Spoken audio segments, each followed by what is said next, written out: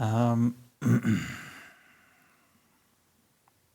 of course, the fact is that when people are walking around and being quiet and so on and retreat, it's not because they are zombies, and it's not because they don't feel anything inside, and they're not robots, and they're not replaceable. It's because they're feeling a lot.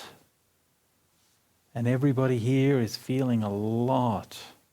Sometimes they're feeling very surprising things that would surprise, well, even themselves. And people go through a lot on retreat. And one of the things about that, which I've noticed for myself, is like when you go on retreat and, you do experience a lot of these emotional shifts and so on, and you don't necessarily understand them at the time, or know that they're happening, or know what's going on. And so you're kind of like in this sort of dynamic space where you're not quite sure exactly who you are anymore and what's going on or anything like that. And then you're surrounded by other people also going through that same thing. So it's an unusual situation. I think it's a very beautiful situation, actually, because we can create a space where everything is very simple and very quiet and very plain, and yet within that we're actually supporting each other to have some kind of transformation. And it's weird, like I sit up here and I have a role to fulfill. I'm a monk and I'm a teacher, and I say some words, and like the purpose of my words is to speak to you and to speak to the people here about the things that are happening to them. And like so many times people come up to me afterwards and say, wow, that was amazing. It was like you were reading my mind. I promise you, I'm not reading your mind, okay? I promise you. And I can't, A, and B, even if I could, why would I? Most people's minds are disgusting. Why would you go bloody around in that when you didn't have to? No. That's not how it works. So we try to say some words. Now, the Buddha, one of the phrases of the Buddha that I always remember is this Vediya Manasa. It was actually a title of a book in Thailand by one of the forest monks. That's why I remember it so well. Vediya Manasa. So it occurs in a sutta in the Anguttara Nikaya. Vediya Manasa, for one who feels. And the Buddha said, it's for one who feels that I teach. This is suffering. This is the origin of suffering. This is the cessation of suffering. And this is the path leading to the cessation of suffering. For one who feels. And when we're here on retreat, that feeling is amplified. And it's amplified in physical sensations, where even the smallest itch or the smallest tension or the smallest pain can become so huge and so overwhelming. It becomes amplified in our hearing, and you can become extremely sensitive to a slight hum or someone coughing or moving. It becomes amplified, of course, in our emotions and emotional responses, where we can go from like sadness to joy to peace, all these things in the space of a single day. It's weird. It's weird how we're all here. I'm here teaching one meditation, but like literally everybody here is doing something different, which has some kind of loose relationship to what I'm actually teaching. But that's how it should be, of course. Yeah, you're all people, you're all individuals. You know your own mind better than I do. So I'm trying to give some tips, some frameworks, give a bit of inspiration and a bit of guidance. But the main thing that we can do really is to give each other the space to grow. And I've mentioned this before, but one of the things that I really respect about retreats and about the fact that people come on retreat is what they've given up. And people have The reason why you're here is because you have some kind of inspiration, some kind of desire. You want freedom or peace or happiness or joy or whatever it is. And that desire that we have, we need to honor that. In fact, the Buddha made desire one of the key factors of development, spiritual development. And I'm going to talk a little bit about that this evening, what they call the 4 iddhi padas, or 4 bases of power or success or bases of psychic power. The first one of which is chanda, or desire. And of course, immediately people think, well, the Buddhist, isn't that like the second noble truth is desire? No, the second noble truth is the desire that leads to, or the craving that leads to suffering. That's the second noble truth. The desire here is the desire that leads to freedom from suffering. And that's a desire that has somehow manifested in you packing up all your things, telling your family that you're going to leave, or not. Maybe you just snuck out without telling anyone, I don't know. And actually driving you here, and it's brought you here. Somehow inside you is that longing. Why, I wonder? I think it's strange. Like why, like we have this kind of longing, this desire to be free. My dad used to quote Rousseau. He said that man is born free but is everywhere in chains. And often as a Buddhist, I often reflect, actually it's kind of the opposite way around, that we're born in chains, but we have that longing to be free.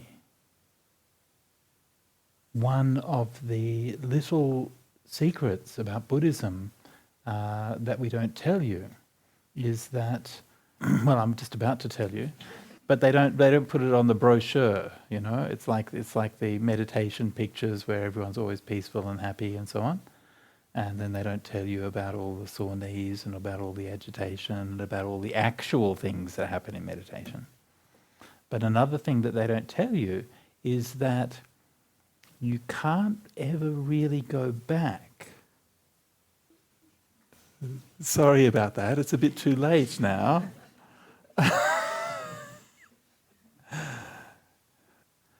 Yeah, because something changes in you.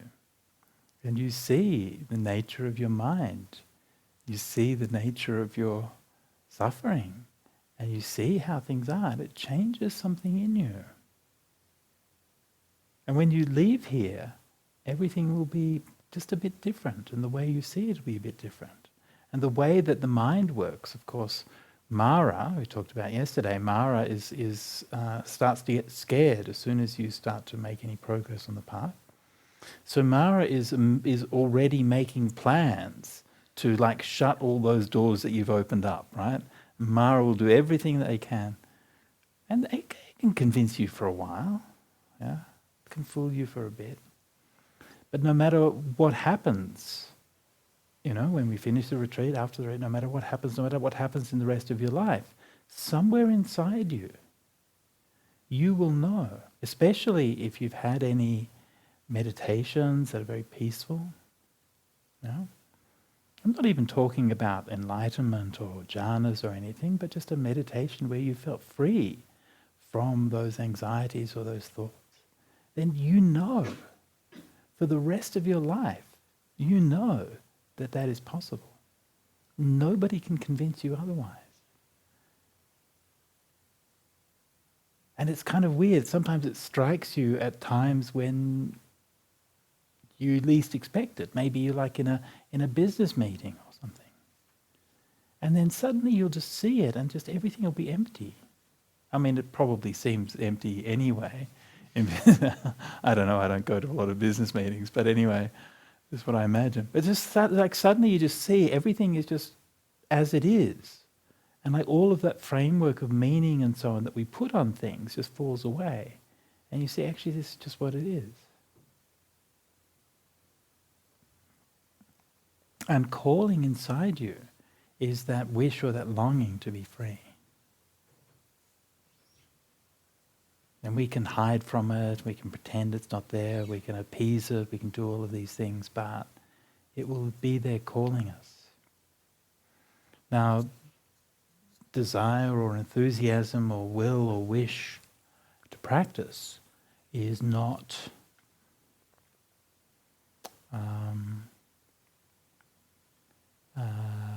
it's not stable. Right? It comes and goes. So on the one hand, you have the problem that you can never get rid of it.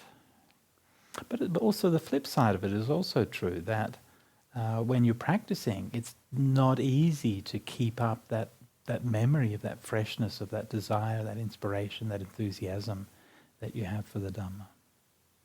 If your Dhamma practice is driven by dogmatism, if it's driven by narrow-mindedness, if it's driven by the desire to prove everyone else wrong, if it's driven by all of these different kinds of things, it's never going to last very long.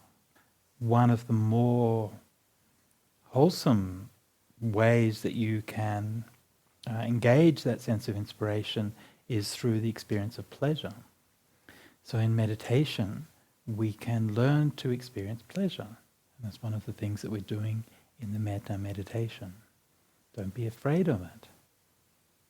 I mentioned this a little bit last night. We're talking about when the Buddhas realized the path to awakening. The path to awakening was realized specifically because he understood that the pleasure of meditation is the pleasure of letting go. And so because of that, there's nothing harmful about it. So when we are developing meditation, it's important that we make the conscious decision that we want to develop meditation in such a way that will let us experience that pleasure. Don't cut yourself off from it. Don't think that you're not worthy of it. Don't determine to just grit your teeth and persevere. Find a way to experience that pleasure.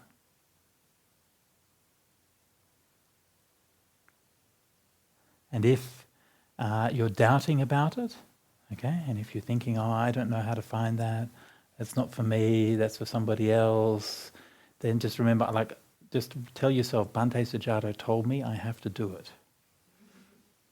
So what you think about it doesn't matter, I don't care. You have to do it.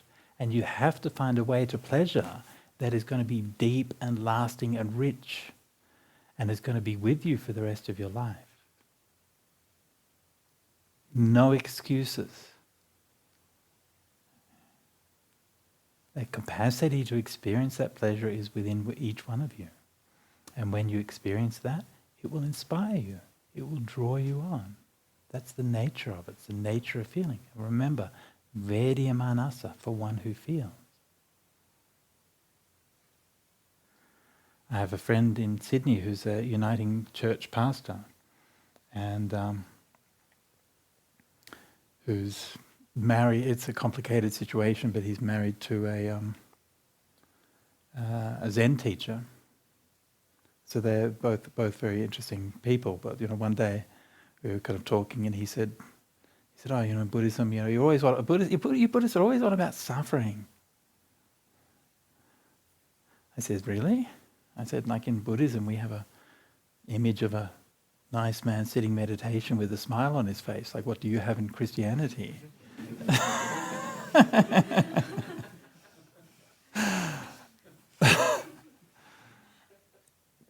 So of course, suffering is important. Suffering is where we're coming from. But where we're going to, the path, is pleasure. It's astonishing, really, how often the Buddha talked about pleasure in meditation. It's kind of interesting. Like when I first began meditation, I began learning the Mahasi technique, Mahasi Vipassana techniques, and they very much de-emphasize on the role of pleasure in meditation. In fact, you're warned away from it, or you'll get attached. Yeah? And at that time, I was sort of starting to read suttas, and a little bit, and then heard the teachings of Ajahn Brahm, and Ajahn Brahm was talking about pleasure in meditation. And when I first heard Ajahn Brahm teaching, I was thinking, oh yeah, he's emphasized, so it's good, that's interesting, as that. But then as I listened a bit more, and I think, oh, that's a bit much, really. Like he's talking, he just goes on and on and on about this, And then, but it was kind of interesting. I went back and looked at the suttas, and I thought, no, he actually talks about pleasure in meditation pretty much the same as it does in the suttas. Like every second sutta just about is talking about this. The Buddha is constantly talking about the pleasure that you're experiencing in meditation. So much so, even the word for pleasure, sukha, can actually mean meditation. And when the Buddha was criticized, he says, oh, your monks just spend all their days indulging in pleasure. The Buddha's response was, yeah, exactly, that's what they do. That's what I teach them to do. So don't be afraid of it. Don't be shy of it. The spiritual path is a path of deeper and deeper pleasure, and that is what draws us along.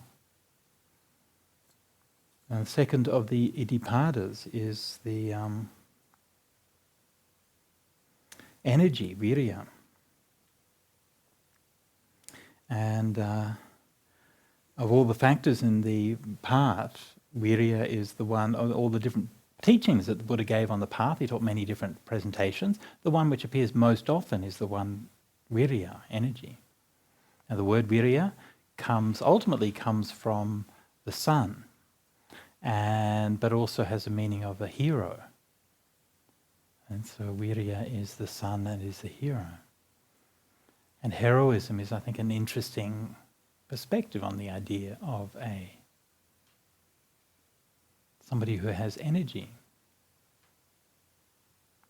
And so when I personally think of somebody who's a great hero, somebody who I aspire to and look up to, I think immediately of Frodo and Sam on their way to Mount Doom. And they had a talk about heroism. And I can't remember who was saying who, but I think Sam was saying, I wonder if they'll write any songs about us, Mr. Frodo. And who are the real heroes? And they realize that the real heroes is not about how strong you are. It's not about how amazing deeds you do or any of these things. It's about the fact that you keep going. They don't write songs about the ones who gave up. The path to Nibbana or the path to throwing the ring into Mount Doom are the same path.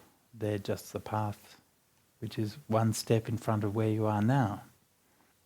So it's easy to be intimidated when we're in the spiritual practice, because the Buddha, to put it mildly, set a very high standard. And he called on us in ways that are almost unthinkable. Like just the idea that we can let go of greed, hate and delusion. I mean, come on. Be reasonable. He had this uncompromising vision of what is the potential for humanity.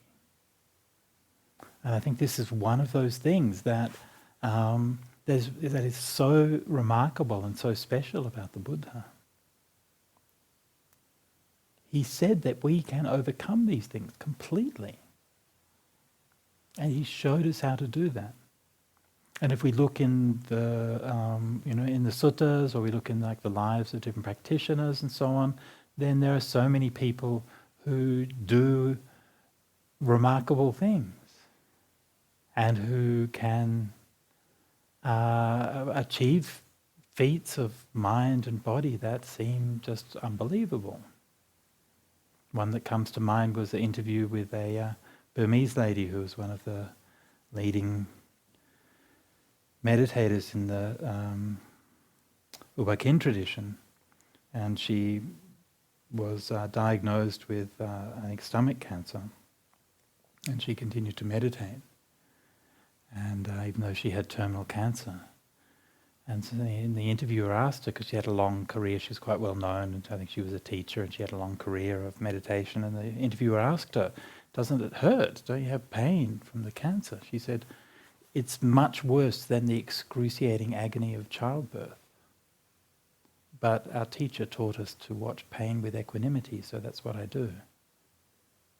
So I don't know. How do you do that? How is that possible? Just to sit down and meditate with that agony and just keep going. I don't know how it's possible.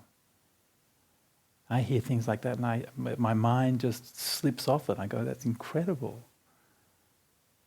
But the Buddha's path leads us towards things that are beyond what we might think are possible. For each one of you here today, the act of energy and the act of perseverance is the act of being aware of the next breath, or of continuing one more thought of metta, or reminding yourself time to get back on the meditation cushion. And each of those small acts is a step towards freedom, a step away from suffering and a step towards freedom. The next one of the iddhipadas is citta. So citta means mind or heart or consciousness. And citta is one of the most common words for the mind in Pali. And it's used in many different ways. It can mean like emotion or consciousness or thought or whatever. But in meditation contexts, citta usually basically means samadhi. It means a state of deep, clear consciousness. So I want you right now, as we're sitting here, to pay attention to your own minds, your own consciousness. What is it like? Are you sleepy? Awake? Distracted? Peaceful? Happy? Sad? You see all of these different qualities that your mind has. But the qualities of the mind are not the mind itself. The mind itself is the knowing. It's not the tiredness, it's the knowing of the tiredness. It's not the painful feeling, it's the knowing of the painful feeling. So the citta, or that sense of awareness, is the clarity with which you see all of those things happening. And when we meditate, our citta, our mind or our heart or our consciousness becomes purified. What does that mean? Well, it's kind of like have your windscreen cleaned on your car. You've been driving around with a dirty windscreen for so long, you don't know what it's like to actually see out of it. Or maybe you've got glasses for the first time and you put them on and you're like, oh my God, the world has detail. You know better. It's one of the most subtle and hard to grasp and yet most important aspects of meditation. Actually, the whole point of meditation is to develop our mind, develop our citta. And yet everything that we see and hear and smell and taste and touch these are all the qualities or the properties of the mind and not the mind itself.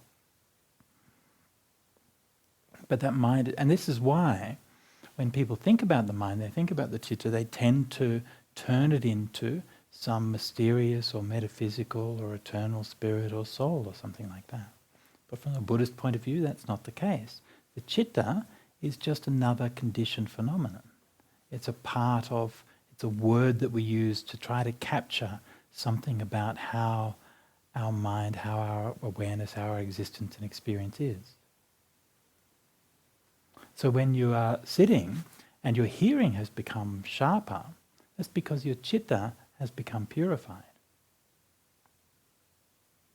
This is literally how it works. When you meditate, your mind becomes bigger and brighter and sharper and more expansive, no matter what it is that you're doing. I have a friend in Sydney, Giles, and he tried to get his dad to meditate. And then, taught him some meditation when he was visiting him, so on, and then called him a couple of months later and, asked him, you've been doing any meditation? And his dad said, oh, yeah, I have, yeah. He said, it's really good for the crossword. And Charles says, sorry? He says, yeah, when I'm stuck on the crossword answer, I just sit there and meditate for a couple of minutes, and then the answer always comes to me. Right? And that is exactly right. That's exactly the purpose for which we should be using meditation. Because that is developing of the mind. The truth comes to you. The answer comes to you when you're peaceful. That's how your mind works. Minds are a lot weirder than we think. Actually, things are happening in our mind all the time. And we don't know where it comes from. Where does truth come from? Where does knowing come from? Where does wisdom come from? All of these things, they just happen. Strange, isn't it? We look around the world outside and we can see all of these things about the world outside. But our own mind is a mystery. So much so that there are many people, like a whole kind of field of psychology, like behavioral psychology, where they basically just assumed the mind was either non-existent or irrelevant. It's kind of weird when you think about it, isn't it? Yeah? But that's still the case today. Even in the AI field, there are many people who just argue or assume that the mind, the awareness, is just irrelevant, or they don't even seem to understand that it exists. And yet it is everything that they've ever known, and at the same time is kind of nothing. So if you're like Giles's dad, you're using your meditation in a perfect way in order to expand your mind to achieve what you desire, right? Which is the answer to the crossword puzzle. Perfectly fine. On the other hand, you might choose to elevate your desires, aim a bit further, right? But it's the same basic idea that we're trying to clarify our minds so that we can understand things and we can know things. That is what we're doing in meditation. And so that clarity of mind is not only something that we are aiming for in meditation, but it's also something which is like a reward of meditation. Yeah? For many people, that's really the only reward that they want, actually. They want to be happy, they want to have some clarity, they want to have some emotional stability and so on, and they can develop that through meditation, which is great. That's perfectly wonderful. Yeah? But in terms of the path itself, this is part of the path. Yeah? It's a step on the path. Ultimately, that mind is the mind which is experienced in samadhi. And the mind of samadhi is completely free of all of the defilements. And it reveals itself in its purity and its clarity and its brilliance. When the mind is bright and brilliant and clear like that, you can start to understand things. And this is the last of the 4 iddhipadas, is investigation or inquiry. So in the meditation I've been teaching so far, at the end of every guided meditation, we do an inquiry. We do a review of the meditation. And this is that same thing that we're talking about here, to review and inquire. When we're doing this as part of the regular meditation, that inquiry is at quite a shallow level. We're simply asking, how did the meditation go? What were the stages of the meditation? And so on. And so that way already is useful. But it has a sneaky ulterior motive as well. It's not just about checking how the meditation goes. It's about teaching you, about conditioning ourselves to inquire, to not just take things for granted. When you have a good meditation, great. Why? What is going on? What changed in your mind? And if we get into the habit of inquiring and asking these questions, then as the mind goes deeper and deeper into meditation, it will be natural for these questions to go deeper. And this is the beginnings of insight. This is how we're developing wisdom in the meditation. So this process of inquiry looks back at the three other factors, enthusiasm or desire, the energy, and the mind, the purified mind, and it looks back at those things and thinks, what's going on? How were they related? Did I have those things? Did I not? And the inquiry understands cause and effect. So I'm going to talk a little bit more about these things later in the retreat. But this is how the process of meditation is integrated in this simple set of 4 qualities or 4 properties. So these 4 iddhipadas are one of many different ways of presenting the path, which we find in the early Buddhism. But of those different ways of presenting the path, it's the one which is most orientated towards arousing energy. So one of the reasons why I'm teaching it at this point in the retreat is because we've just started practicing metta for the neutral person. And metta for the neutral person, as I mentioned this morning, has as its counterpart that we lose interest, that your mind gets dull, that you fall asleep. So this may have been the case for you practicing so far, but of course we've only done a little bit of practice, so you might not necessarily have seen this, but typically this is what happens, or often it's what happens. So my teacher Ajahn Mahachachai recommends that at this point in the meditation that we start also developing these 4 iddhipadas and start reflecting on these. And so we can develop these consciously as a set of qualities or properties in meditation. And one way of doing that is that we can simply remind ourselves of these qualities and ask ourselves, do we have them? You can do this at the beginning of your meditation. Remind yourself, enthusiasm. Do you have it? Do you want to practice? Do you want to be free? Ask yourself if that is there. And if it's not there, then rouse it up. Remind yourself. It's important. Remind yourself what it is that you want. Remind yourself of your inspiration. Remind yourself of all of those things that drew you to Dhamma practice in the first place. And do that until you can feel that inspiration inside yourself. And then go to energy. Yeah? Do I have energy right now? It's very easy in retreats to get into a mode, to sort of shuffle from one place to the other. Sit here. Do I actually have energy? Am I applying myself with a keenness to the meditation practice? You can be sitting there, falling asleep in meditation like this, I don't have any energy. But I bet if somebody hits the fire alarm and says the place is burning down, you'll have energy, right? You'll leap up. Yeah. Actually, we have energy inside ourselves. Actually, there's no lack of energy. One of the great lies that we tell ourselves, in fact, one of the great lies that our entire economy is built on, apart from everything else, is that energy is scarce. Actually, Einstein taught us everything around us is made of energy. And before Einstein did it, the Buddha said the same thing. Everything is made of energy. All matter is just energy, just compressed energy. Your mind is just an energy. It's not that you can lack energy or anything like that. Literally everything in the universe is energy. So do you have the energy to be able to practice? Yes, you do. Yeah. Sometimes it's a struggle, yes. Sometimes, there are physical conditions, there are all these things, yes. But the energy is there.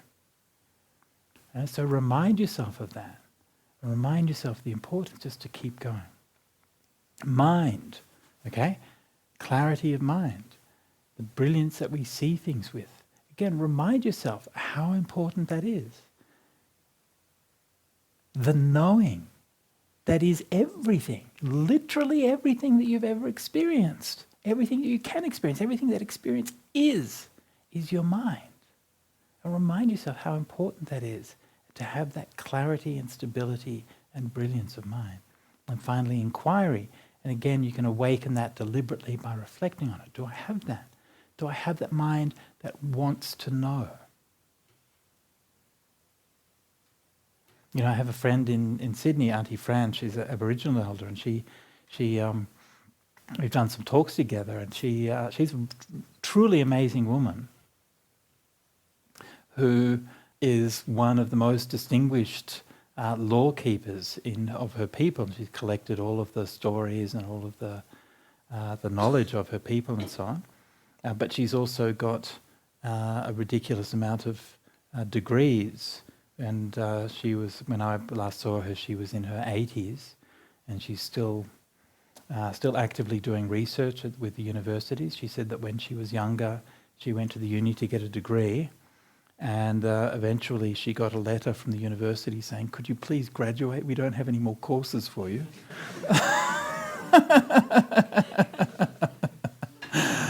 And now she's in her 80s, and she's still doing experiments. And talking with her, she has such a light in her eyes, and she was doing experiments with plant clusters in the Sydney region. Like, you grow different plants grow next to each other, and then they communicate with each other with fungi in the soil.